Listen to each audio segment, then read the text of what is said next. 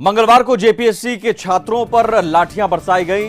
रांची में जब वो सड़कों पर उतरे जेपीएससी की पीटी परीक्षा में धांधली के आरोपों को लेकर राजभवन तलब किया गया जेपीएससी के चेयरमैन को। चेयरमैन बाहर निकलते हैं, कहते हैं मुस्कुराइए, निश्चिंत रहिए। तो सवाल है कि आंख है भरी भरी और तुम मुस्कुराने की बात करते हो, क्योंकि क्या आप अफसर बनने की उम्मीद पाले दिन रात जब पढ़ाई देकर परीक्षा देते हैं और परीक्षा में आपको धांधली की खबर मिले तो क्या आप मुस्कुरा सकते हैं? क्या आप पुलिस की लाठी खाकर मुस्कुरा सकते हैं? लेकिन जेपीएससी के चेयरमैन अमिताभ चौधरी आपको मुस्कुराने की नसीहत दे रहे हैं। वो जेपीएससी जिसकी हर परीक्षा में धांधली का आरोप लगते हैं, जिसकी परीक्षा बिना विवादों के नहीं होती है, इस बार की परीक्षा भी धांधली के आरोपों में घिरी है। छात्र सड़क पर उतरे, लाठियां खाई और जेपीएससी चेयरमैन को राजभवन ने तलब किया और चेयरमैन साहब बाहर निकलते हैं और मुस्कुराने की नसीहत देकर चले जाते हैं। मेरे चेहरे पे है, ठीक है ना, सबका उत्तर। मुस्कुराते रहिए और निश्चिंत रहिए।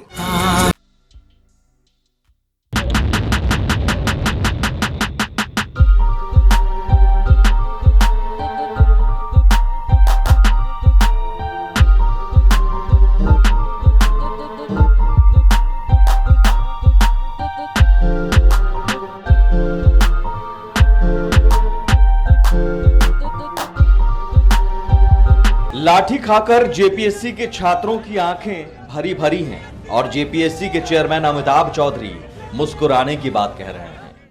सबके उत्तर मेरे चेहरे पे है, ठीक है ना, सबका उत्तर। मुस्कुराते रहिए और निश्चिंत रहिए। मैंने एक बार जवाब दे दिया, बाकी वेबसाइट पे कल देख लीजिएगा।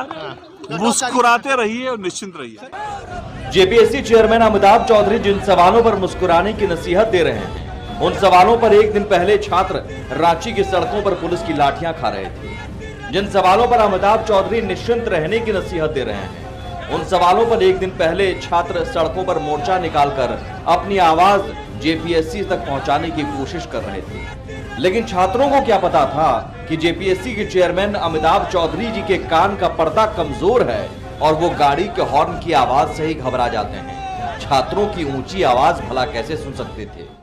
मैंने एक बार जवाब दे दिया, बाकी वेबसाइट पे कल देख लीजिएगा। मुस्कुराते रहिए और निश्चिंत रहिए।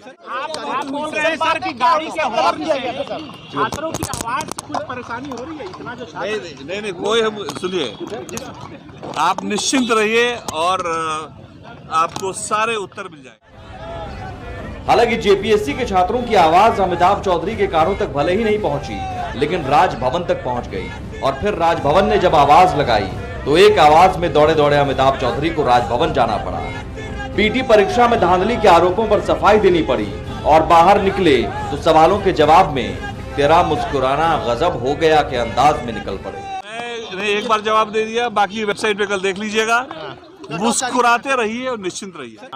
सबके उत्तर मेरे चेहरे पे है, ठीक है ना, सबका उत्तर। मुस्कुराते रहिए और निश्चिंत रहिए।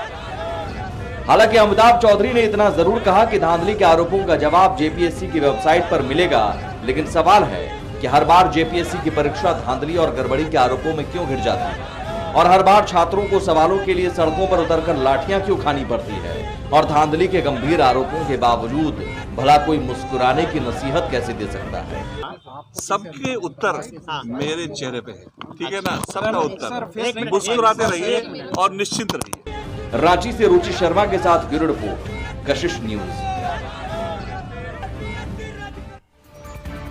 और आंख भरी भरी इस बार की छात्रों की नहीं है। हर बार जब भी जेपीएससी की परीक्षा जिन छात्राओं ने दी है, उनकी आंखें हमेशा नम होती रही हैं। सड़कों पर उन्हें उतरना पड़ा है, क्योंकि जब से जेपीएससी का गठन हुआ तब से लेकर अब तक यही हाल रहा है। और इस बार जो आरोप लगे हैं ये आपको हम सबसे पहले बता देते हैं। 7वीं से 10वीं सिविल सर्विस एग्जाम इस बार लिया गया। 2021 में एक साथ थोक भाव में 4 जेपीएससी सिविल सेवा की पीटी एक साथ ली गई और परीक्षा परिणाम आने के बाद रिजल्ट में धांधली के आरोप लगे।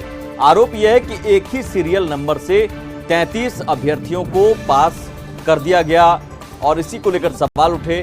होम सेंटर देने के भी आरोप लगे हैं और सीसीटीवी कैमरे के बिना ही सेंटर पर परीक्षा देने के आरोप लगे। लेकिन ये आरोप, इस तरह के आरोप पहली बार नहीं है। 20 साल में जेपीएससी ने 1292 पदों के लिए 7 परीक्षाएं ली है।